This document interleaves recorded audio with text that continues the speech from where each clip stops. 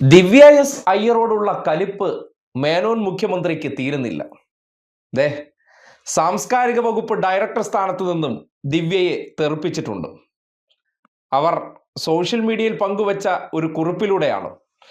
സാംസ്കാരിക വകുപ്പ് ഡയറക്ടർ സ്ഥാനത്ത് 3 വർഷം തികഞ്ഞിട്ടില്ല.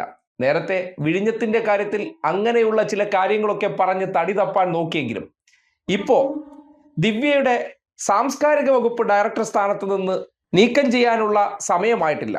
IAS ഉദ്യോഗസ്ഥരുടെ ഒരുപാട് ദൗർലഭ്യമുണ്ട്. എന്നിരുന്നാലും കേരളത്തിന്റെ ചരിത്രത്തിൽ ആദ്യമായിട്ടാണ് സാംസ്കാരിക വകുപ്പ് ഡയറക്ടറായിട്ട് ഒരു IAS ഉദ്യോഗസ്ഥയെ കഴിഞ്ഞ സർക്കാർ നിയമിച്ചതും. സാംസ്കാരിക രംഗത്ത് ദിവ്യ എസ് അയ്യരുടെ സജീവ സാന്നിധ്യവും ഇടപെടലും എല്ലാം മുൻനിർത്തിയാണ് കഴിവുറ്റ സ്ത്രീ എന്നുള്ള നിലയ്ക്ക് ആ പദവി ഏൽപ്പിച്ചത്. വളരെ ഗംഭീരമായി അത് നടപ്പാക്കി. അത് സിനിമാ നയരൂപീകരണം ഉൾപ്പെടെയുള്ള കാര്യങ്ങളിൽ അവർ പ്രാഗൽഭ്യം തെളിയിച്ചതാണ്. പക്ഷേ കഴിവല്ലല്ലോ വേണ്ടത്, പ്രീണനം. അതിന് സൗകര്യമില്ലാത്തത് കൊണ്ടും ഏൽപ്പിക്കുന്ന ഉത്തരവാദിത്വം അത് ഗംഭീരമായി ചെയ്യുമെന്നുള്ളത് ഒരു അയോഗ്യതയായി മാറിയോ എന്ന് സംശയമുണ്ടാക്കുന്ന തരത്തിലാണ് അവരുടെ ആ പദവി തെറിപ്പിച്ചിരിക്കുന്നത്. വിഴിഞ്ഞം CMD സ്ഥാനത്ത് നിന്നും നേരത്തെ ദിവ്യയെ തെറിപ്പിച്ച് രത്തൻ കേൾക്കർ എന്ന പ്രിൻസിപ്പൽ സെക്രട്ടറിക്ക് തന്നെ മേനോൻ മുഖ്യമന്ത്രി ചുമതല ഏൽപ്പിച്ചിരുന്നു. സാംസ്കാരിക സെക്രട്ടറി സ്ഥാനം പോയതിനു ശേഷം ദിവ്യ ഇട്ട ഇൻസ്റ്റഗ്രാമിലെ കുറിപ്പും ശ്രദ്ധേയമാണ്. അതും നാട് കേൾക്കണം. ദേ, ഇങ്ങനെയാണ് തന്നെ സാംസ്കാരിക വകുപ്പ് ഡയറക്ടർ സ്ഥാനത്ത് നിന്ന് മാറ്റി എന്ന് അറിയിച്ചുകൊണ്ട് അവർ ഇൻസ്റ്റയിൽ കുറിച്ചിരിക്കുന്നത്. കനകമഷിയാൽ സാംസ്കാരിക വകുപ്പിൽ കവിത എഴുതിയ ആ കാലവും കടന്നു പോകുന്നു. പതിവ് തെറ്റിച്ചുകൊണ്ട് സാംസ്കാരിക വകുപ്പിന്റെ ചരിത്രത്തിൽ ആദ്യമായാണത്രേ IAS ഓഫീസറെ ഡയറക്ടറായി നിയമിക്കുന്നു എന്നത് 2024 ചുമതല ഏറ്റെടുത്തപ്പോഴാണ് ഞാൻ അറിയുന്നത്.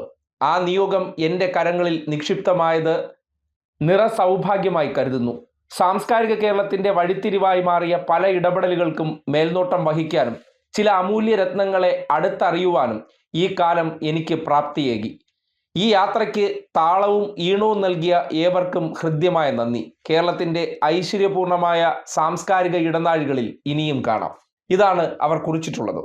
വിമർശന വിധേയെ ഒന്നും പറഞ്ഞിട്ടില്ലെങ്കിൽ പോലും 3 വർഷം തികഞ്ഞിട്ടില്ല എന്നത് തെളിയിക്കുന്നതാണ് സാംസ്കാരിക വകുപ്പ് ഡയറക്ടറായിട്ട് ദിവ്യ ചുമതല ഏറ്റെടുത്ത വർഷം അവർ തന്നെ നിൽക്കുന്ന വകുപ്പിന് തൊട്ടടുത്ത ബോർഡിലെ വർഷം തെളിയിക്കുന്നുണ്ട്. ആ നിലയ്ക്ക് നോക്കുമ്പോൾ ഒരു പദവിയിലേക്ക് ഒരു IAS ഉദ്യോഗസ്ഥരെ നിയോഗിച്ചാൽ 3 വർഷമാണ് കാലാവധി.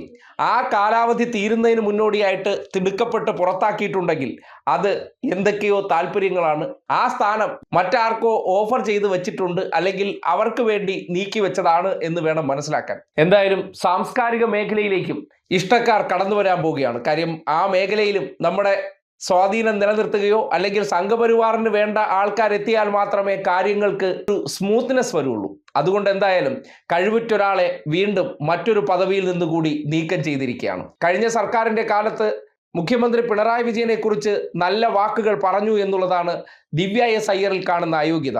കോൺഗ്രസ് ബാക്ക്ഗ്രൗണ്ടുള്ള കുടുംബത്തിൽ നിന്ന് വന്നിട്ട് പോലും അവർ സർക്കാരിന്റെ പ്രവർത്തനങ്ങളെ ഒരു IAS ഉദ്യോഗസ്ഥ എന്നുള്ള നിലയ്ക്ക് കൃത്യമായി വിലയിരുത്തി ചെയ്യുന്ന പ്രവർത്തനങ്ങൾക്ക് അവർ സോഷ്യൽ മീഡിയയിൽ ഉൾപ്പെടെ പലപ്പോഴും നല്ല വാക്കുകൾ കുറിച്ചു. അതുകൊണ്ട് വന്ന ഉടനെ പ്രധാനപ്പെട്ട പദവികളിൽ നിന്നെല്ലാം ഒഴിവാക്കി നേരെ ലീഗിന് കൊടുത്തിരിക്കുന്ന തദ്ദേശ വകുപ്പിലേക്ക് കോൺഗ്രസുകാർ ദിവ്യയെ തട്ടി എന്നുള്ളതാണ് യാഥാർത്ഥ്യം.